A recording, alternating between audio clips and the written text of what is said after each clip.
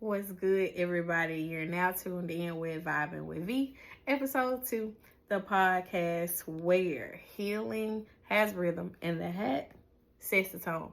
And granted, of course, you can see the Nike hat. I'm not going to necessarily say this is camouflage, some type of pattern. If I think of the exact word by the end of the episode, I'll probably say it. But black, white, and gray, as you can see, aesthetically pleasing. These are the shoes that I had on earlier today. All right, let's rock. So, of course, my name is V Free from the 901, your host, bringing you therapy-rooted conversations with my own twist. Again, let me repeat, with my own twist. All right, so I talk about what I see, what I hear, what I have lived, from relationships, mental health, to identity, boundaries, and becoming who you are. Again, becoming who you really are. So this is not about fixing you. It's about understanding you. Again, I repeat, which I will do a lot when I am emphasizing. This isn't about fixing you. It's about understanding you.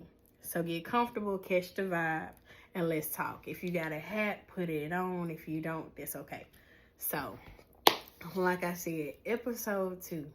So I was thinking, what would this episode be about? So I'm sitting here talking to my EPs, my best friend Jazz, and my sister Ashley, about when should this episode be about? So the conclusion that we came to, code switching. Now, for those of you who may or may not have heard the term code switching, a lot of times, if you want to think about it, it's when you are changing up how you are choosing to speak depending on whom you may be around or the environment that you may find yourself in. A lot of times people may associate code switching with those who sound more educated in certain settings, or they just switch up the vibe or they switch up the flow in which they talk or how they carry themselves. Again, depending on the environment they may find themselves in or who they may find themselves around. Now, in my personal experience, again, my opinion, argue with your mama, not me. So when it comes down to it, my experience with code switching has been on multiple levels, but the main one that I have experienced and seen is within an educational environment or higher learning, however you want to put it. Let's see. Let's go with first things first.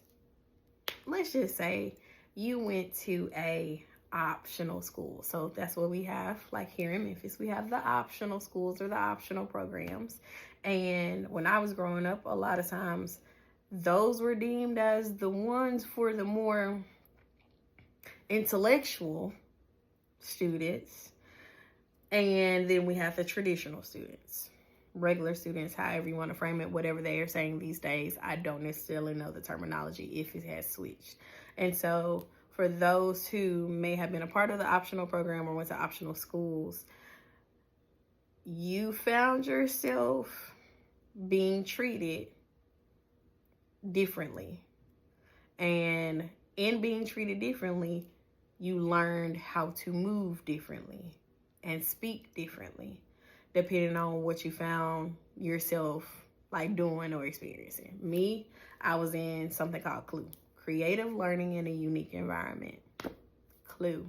So that was for the students, and some schools still have them. Those are for the students who they showed more, I'm going to say, creativeness through their intellect is how I'm going to frame that. To each his own. And so oftentimes we had separate classes or we did separate activities and things of that nature that were more challenging to the developing mind. And in said program, we learned how to articulate ourselves. We learned how to frame things. We learned how to present ourselves when we were found in certain spaces. And that presented difficulties at times, because let's just say, take me for instance, I'm a black girl in a school with various other kids. And when I'm around my friends, what's good, what's up, how's it going, da da da, I'm just rolling with it. My vernacular, that's how I'm talking. And if I was around my teachers, or if I had to read out loud, or if I had to present, or if I had to do programs, whatever the case, I'm going to carry myself a certain way. I'm going to articulate myself a certain way because that is what was expected. That is what provided me the opportunities to have the chance to be called on, or the chance to be chosen to read this speech or do this program or do whatever the case may be. And those who did not. That carried over the years through it. Like all of the grades of education of, oh, well, Miss Freeman, you know how to carry yourself. You know how to speak. You know how to articulate yourself very well. Now, how is one supposed to take that? On one hand, it's, am I expected to talk like this? Am I expected to act accordingly or present myself a certain way in order to receive certain responses? And on the other hand, how are my peers looking at me? Are you talking like a white girl? Or are you talking like a white person? No, this is just how I talk. Don't get me wrong. I can switch it up real quick. I can say a few choice words that will come out very differently depending on what's going on. Again, who I'm around or what's happening. Now, some people might argue,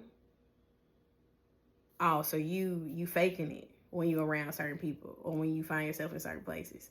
That ain't how you really talk. That ain't how you really are. Yes, and, right? Because, yes, am I having to go about things differently, say things differently in order to experience different? And B, can't I be multiple, or can I hold multiple, whether it's identities, vernaculars, however you want to put it? Can't that coexist, right? Why should I be viewed differently by how I may speak? Why should anybody be viewed differently for how they may speak or how they may present themselves? Again, controversial. Let's move it outside of the educational setting. Let's say you in the grocery store. You bopping along with your cart. Kroger, Walmart, Target, wherever your choice may be. And you with your homegirl, homeboy, whomever you with. Y'all talking, y'all chopping it up, talking whatever, about whatever. And you bypass an employee. And you're like, hey, let me ask you a question real quick. Do you know where, what's the name of it? Da da da da. And they looking at you like, excuse me, what? By how you are choosing to articulate yourself versus somebody who's like, hey, excuse me, can I ask you a question real quick? Do you mind showing me, or do you know? Either one can be how somebody says something or how they present themselves. Is there necessarily a right versus a wrong? That's a good question. It depends on who you ask. It depends on who you're around. Because judgment can go on both ends. You're uppity. You snooty. You acting real preppy because of how you're choosing to word that, or the tone that you have, or the body language that you're holding. Again, well, staying within code switching, more so in the verbal sense, how you're saying it. And then judgment on the other end of, why they saying it like that? Why they talking like that? They don't think that's embarrassing? I would never talk like that out loud or in front of certain people. So is it fair to judge somebody based on how they speaking or how they choose to speak? And EP Ash asked me the question. earlier of, okay, do you feel like that is something that is learned or something that is taught? My opinion, again, mine, both. Again, two things can coexist, both. So, semi-deriving from a nature versus nurture, or heavily, honestly, a nature versus nurture aspect. Okay, so let's say nature, and some people may think towards it of the different environments that you may find yourself in. So externally, outside your household, outside of the ones that you grew up with, all the other type of stuff, the different environments you might find yourself in, work, school, wherever the case may be. Nurture what is instilled in you from those who are over you, parent, guardian, whomever that may be, mom, dad, grandma, auntie, uncle, cousin, whoever, guardianship, adoptive parent, whatever the case. And how they are choosing to teach you and what you are learning by how they are choosing to teach you. So, on one hand, again, personal perspective, Black girl growing up, and I'm at home. So, I'm around my cousins and my brother and everybody, and we talking shit. We talking normal, regular, schmegula. And we might use slang or colloquialisms, however you want to put it, as we're talking, as we just kicking it, we just wrapping it up. That's how we're speaking to one another on our level for what feels comfortable to us. And that is the norm within my familial unit. And even if, let's say, if I find myself at church or if I am at school and I'm around my friends, that's how we communicate with one another. That is what I was like, that's what I'm learning. That's what I'm gravitating towards. However, well, I can get to that part in a second. So then, on a nature type of sense, okay, I'm picking up on what I'm seeing in these different environments, right? And let me make sure that I'm correct, because I could have this backwards. And if I do, we finna erase all of that and flip it real quick. Let's see. Hence why we got the iPad, people. It comes in clutch when you need to cross-reference and double check. Because sometimes we might not always do the research on the front end. We do it in the middle of stuff. Okay, so nature versus nurture. I did have it backwards. See, that's why you have to double check. Excuse me, charge it to my head, not my heart, people. We learn a lot in life, and sometimes we always don't get it right. Okay, but so nature versus nurture. Again, this is when I Google it, all right? Nature versus nurture is a debate about whether human traits, behaviors, and development are shaped more by genetics, nature, which makes sense, like natural, okay, I digress, or by environmental influences like upbringing, experiences, and learning, nurture. Well, I semi had it right when it comes down to it, but we're not in science class right now. To stay on track, what I'm saying without the technical definitions is it something based on what Ash was asking? Is it something that you are taught? I would say coming from a familial standpoint. Is that something you're taught from like your parent and or your guardian? Or is it something you may learn from others or the different spaces that you may find yourself in? Whatever definition it goes with, put it with it.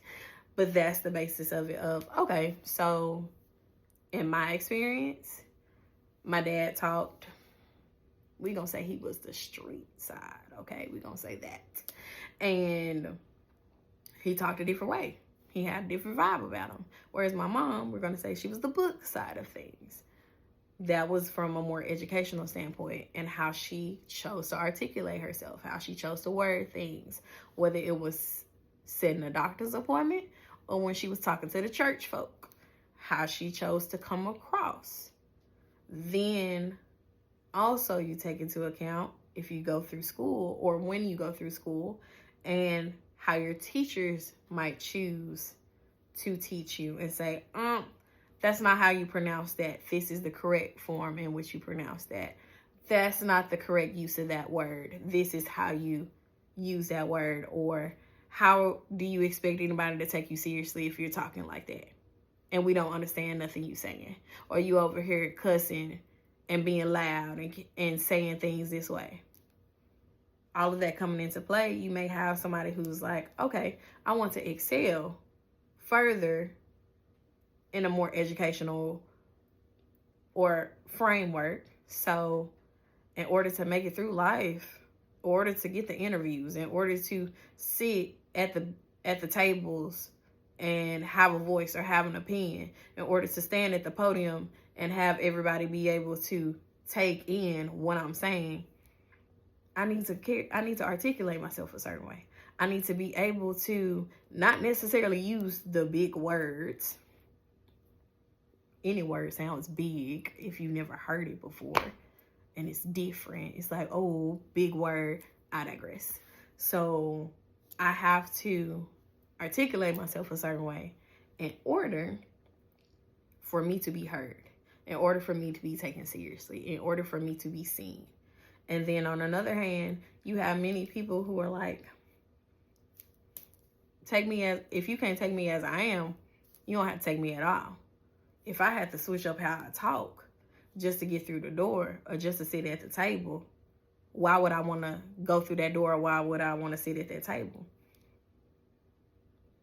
I feel like both are valid reasons. However, a big piece is how people feel when they choose how they want to communicate or articulate themselves, and how they are received. Excuse the pauses, it'd be the brain thoughts, the thoughts be flowing. And so at the end of the day, when you might find yourself code switching, do you feel like you're being yourself? Do you feel as if I'm having to put on a facade? I'm having to fake it till I make it. I'm having to play the part, so to speak. I would say, me being a person in the Black community, and no, I cannot speak for the Black community as a whole, because we all different. Not just from the different shades of brown we may be, personalities and everything else. We are different. So no, I'm not speaking for all y'all. No, it's too many of y'all. I'm not speaking for all y'all. I can speak for self within said community that there have been pros and cons when it came to code switching.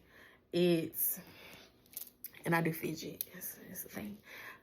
There are pros and cons when it comes down to feeling the need to code switch, because on one hand, it can feel as if I don't present myself a certain way, or if I don't articulate this, I'm not going to be taken seriously.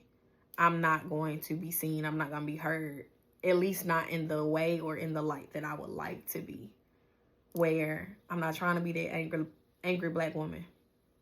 I'm not trying to look like that ghetto ratchet. No offense if you call yourself that, or if you represent yourself that way, more power to you. For me, again, it's not what I'm trying to hold, because I've seen how those who may not be of a higher status yet find themselves with those identities can be treated. And when I say by a higher status, a celebrity can say they ratchet as hell and they ghetto and they cool and they get money in their pocket. But other people who may have to work in different ways for a living and all of that, you may not be taken seriously.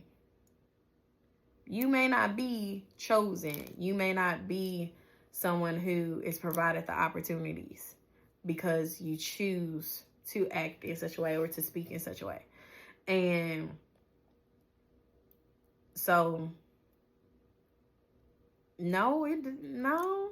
Sometimes I feel like you have to. You have to go about things differently. You have to say things differently in order to be taken seriously.